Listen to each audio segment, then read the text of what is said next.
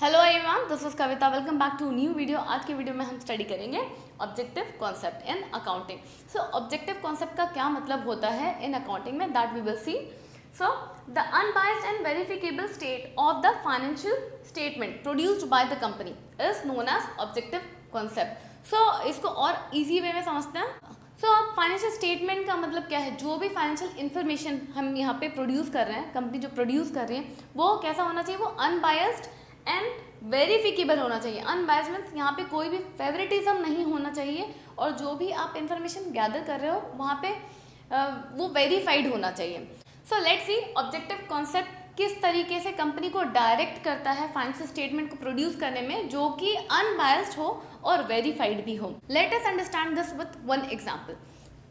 देखो, आपकी कंपनी है और आपकी कंपनी को आप रन करने के लिए आप क्या करोगे? आप इसमें कुछ स्टाफ को रख दोगे, ठीक है। सो इसके अलावा जो लोग आपके कंपनी में हैं, उसके अलावा भी आपकी कंपनी और भी पार्टीज या टीम्स के साथ में कनेक्टेड होती है, डिपेंडेंट होती है। क्यों?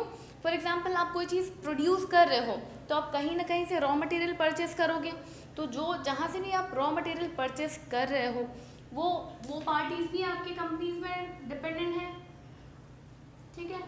तो ये नंबर 1, 2, 3 ऐसे बहुत सारे ऐसे पार्टीज हो सकते हैं। ज़रूरी नहीं है कि आप एक ही जगह से रॉ मटेरियल परचेस करो कोई भी चीज़ मैन्युफैक्चरिंग करने के लिए। ऐसे बहुत सारे और भी टीम्स या पार्टीज आपकी कंपनी में इन्वॉल्व होती हैं। अब जो भी चीज़ें आप परचेस कर रहे हो, आप रिकॉर्ड तो करोगे कंपनी में, तो उसके लिए भी बहुत सारे स्टाफ होंगे जो रिकॉर्डिंग करते हैं। तो जो रिकॉर्डिंग करते हो वो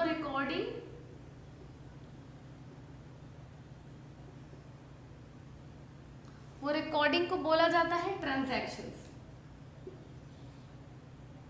अब ये जो भी ट्रांजैक्शन होता है, ये आपकी कंपनी के जो स्टाफ लोग होते हैं वो रिकॉर्ड मेंटेन करते हैं।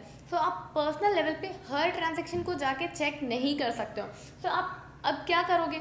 आपको कैसे पता चलेगा कि जो भी ट्रांजैक्शन हुआ है, जो भी वो उन्होंने परचेसिंग लिखी है या सेल लिखी है, वो करेक्ट है, सही है या रॉन्ग है? तो उसके लिए हमको प्रूफ चाहिए होता है कि ये यहाँ पे अपने मर्जी से नहीं लिखा है, हाँ यहाँ पे परचेसिंग हुआ है या यहाँ पे सेल हुआ है। तो यहाँ पे क्या होता है, जब भी जो बुक्स होते हैं जिसमें रिकॉर्डिंग किया जाता है, जिसमें सारी डिटेल्स लिखे होते हैं, तो ऑब्जेक्टिव कॉन्सेप्ट हमें ये बोलता है, जब आप ट्रांजैक्शंस को रिकॉर्ड करते हो, आप वहाँ पे invoice, cash memo, bill books या वाउचर्स, ऐसी जो भी चीज़ें बनाई गई हैं, आप उन्हें वहाँ पे अटैच कर दो रिकॉर्डिंग के साथ में, ताकि आपको ये श्योर हो जाए कि हाँ ये रिकॉर्डिंग वैलिड है, ये फेवरेटिज्म नहीं किया गया है। तो that will be a proof for future, और बहुत सारे वेरिफिकेशन के लिए भी वो काम देता है। जब भी आप रिकॉर्डिंग करते हो या ट्रांजैक्शंस करते हो, आप उस ट्रांजैक्शंस के साथ में आप एविडेंस शो करोगे। एविडेंस एज अ क्या? As a invoice, as a cash memo, as a bill books और वाउचर्स। ऐसे फॉर्म में जो भी रिसीट्स होते हैं, आप उसको अटैच कर देते हो रिकॉर्डिंग के साथ में। Why evidence is required? The reason everything that is reported in the financial statement has to have evidence attached to it in order to serve different purpose, verification being the most important one.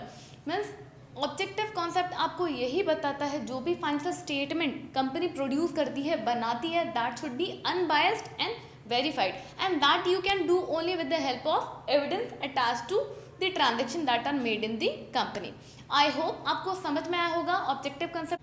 So this was requested topic that I have explained today. और भी आप लोगों में से जिनको भी कोई भी डाउट है अकाउंट्स या इकोनॉमिक्स से रिलेटेड, आप प्लीज़ मुझे कमेंट करें so that I can help you. Do not forget to like, share and subscribe. Meet you soon in next video. Till then, take care. Bye.